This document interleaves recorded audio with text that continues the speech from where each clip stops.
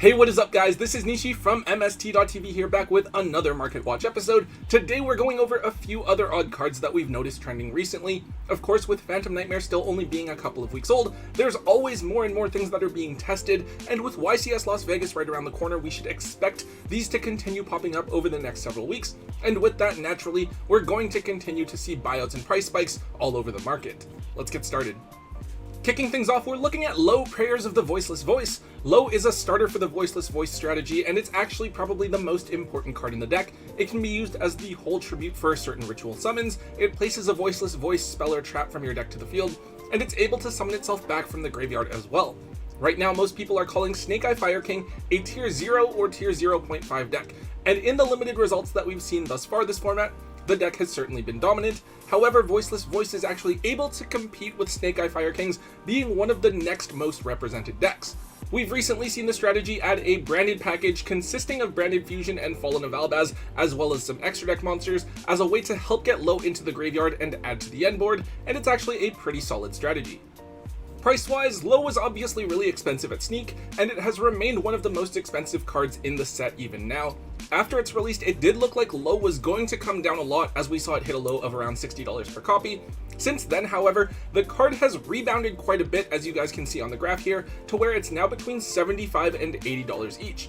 This is sort of surprising. Usually we see cards cool off after the set drops, but this is a case where we've seen a sharp rebound really soon after the set's drop. With this card, I have to believe it's largely because of the fallout from the rest of the set. We have Princess and Poplar that have fallen a lot, to where they're now only $30 to $40 each, and really I think all of the other secret rares really aren't that great.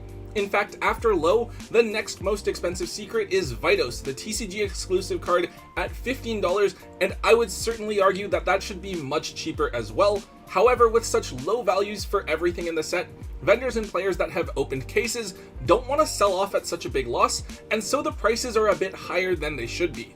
Voiceless Voice will be a good deck, especially after the next couple of support cards come out in Legacy of Destruction, and after another ban list or two hits some of the fire cards, so it definitely doesn't hurt to pick up some of the cards, but if you do, I would wait to see if the price of Low cools off to around $50 to $60 once again. I don't really see the card going up in price very much more, but there's definitely room for it to come back down. So this is sort of a funny one to touch on. It's Aromaseraphie Angelica. Big shout out here goes to Lemon Cookies, who let me know about this card in the comments of the last Market Watch. I really do appreciate it when you guys let me know about these things, because this card was actually not on my radar at all. So the Aromage plant deck got a couple of cute new cards in Phantom Nightmare. I believe there's a Link, a Fusion, and then a main deck monster as well. Believe it or not, there are some players experimenting with plants, using Aromage cards and combining them with the Rika and Sinavalon cards to make a plant Link deck, and making up for Dryas and Healer being hit to 1 on the last ban list.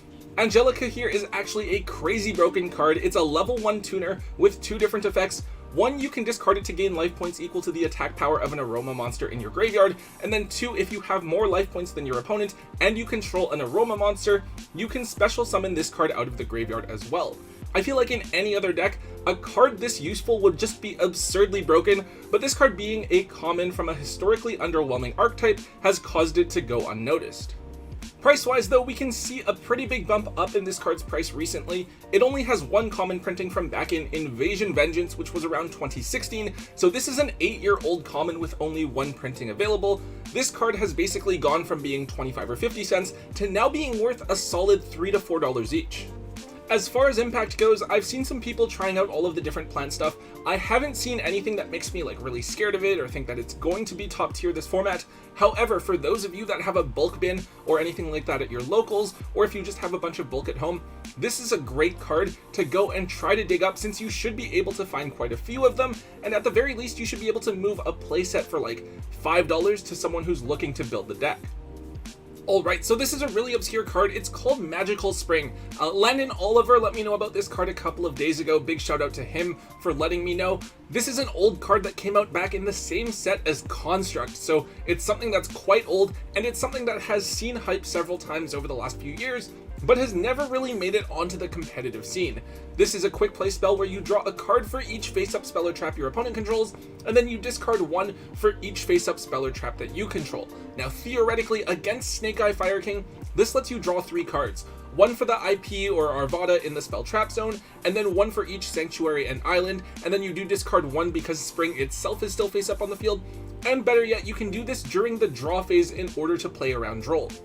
Now this card does have the downside of you not being able to destroy or negate your opponent's spell or trap cards for that turn or the following turn, but that doesn't matter too much if you're able to set up an OTK on your opponent. As far as printings go, Spring has just two, both of which are secret rares. The graph you see on the left here is for the original from Duelist Alliance. Those are actually around $3 to $5 right now on TCG Player. The Megaton secrets are on the right, and they look like they've moved a lot, but really, it's just that the card has gone from maybe 25 or 50 cents to $1. Nothing crazy, but it does tell us that this is a card that people are certainly paying attention to. Before, this is a card that players would try to use in pendulum formats, since your opponent having scales up would mean that you get to at least draw 2 cards. I think this card might be okay. If you're playing a hand trap build, it doesn't really seem that great, since you'd be drawing into hand traps too late, and something like Phantasme would just be a better option. But if you're playing one with board breakers and cards like enemy controllers and triple tactics talents, and this lets you draw into those resources, I could definitely see it being worth trying out.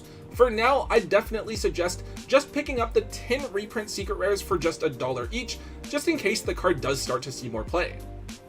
Before we go on, I do want to take a second to remind you all to check out DimiTCG.ca. DimiTCG is an awesome place for you guys to go and satisfy your need to buy some nice cards for yourself. There's a ton of different stuff for different card games, not just Yu-Gi-Oh, but Pokemon, One Piece, and then things like Funko Pops as well. There's a ton of really awesome high-end stuff and graded cards as well, some stuff that's really hard to find anywhere else. They do offer free shipping in the US and Canada on any order over $200, and you guys can also use my discount code Nishi5 for 5% off of your order. I'll link it in the description of the video down below, so please guys, jump on over and check out DimiTCG.ca. Moving on, the next card we're looking at is Levier the Sea Dragon. This card is a generic rank 3 monster that's actually one of the first Ixies that managed to make its way into the game. Its effect is really simple. You detach a material from it to special summon a level 4 or lower banished monster. Now back in the day, this card was really useful to summon things like Rescue Rabbit so you could use it again, or to steal like a wind-up rabbit from your opponent.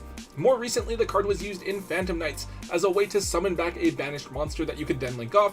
Now, however, it seems that the card is being used as an extender for the Goblin Rider deck, a theme that came out in Phantom Nightmare.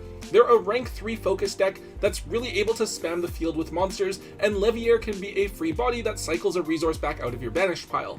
It is also worth noting that in something like Dino Rabbit format, this card might be useful for Time Wizard events, though maybe none of them are as old as the currently super popular formats like Goat and Edison.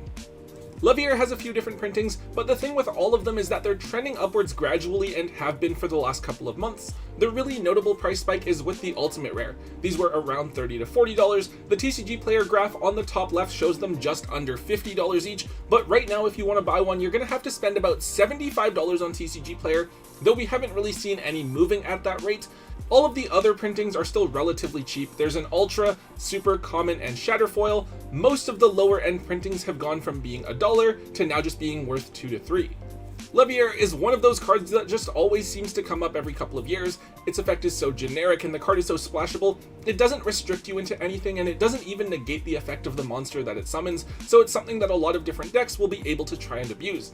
However, it has already gotten that massively accessible reprint with the common printing that it got a few years ago, so it's just something to be wary of and consider offloading if you are holding on to either of its higher end printings. A bit of a smaller card to note here, this is Magis Spectre Tornado. So the Magis Spectre archetype got several new support cards in Phantom Nightmare, and they're actually a pretty solid strategy. Maybe not enough to make them a top tier deck, but it's certainly some of the better pendulum support that we've gotten in the last little while. The idea with the Magis Spectres is that they're all small monsters that search for other things and they can't be targeted or destroyed, so they can be really difficult to get rid of through all of these smaller interruptions. Tornado is one of the deck's trap cards, and it's simple yet very powerful. You tribute a wind spellcaster, which all of the Magis Spectres are, and then you target and banish an opponent's monster. It's a powerful, chainable trap card that Magis Spectre players will most likely want to run a single copy of. Tornado has just 2 ultra rare printings. It was originally in Dimension of Chaos, and then it got an ultra reprint in the Megatons that year. This is more of a recent price spike, so I'm just showing the 1 month graph for each of the 2 printings here, but you can see that each printing has gone up in the last couple of weeks, and they now sit at around $3 to $4 per copy.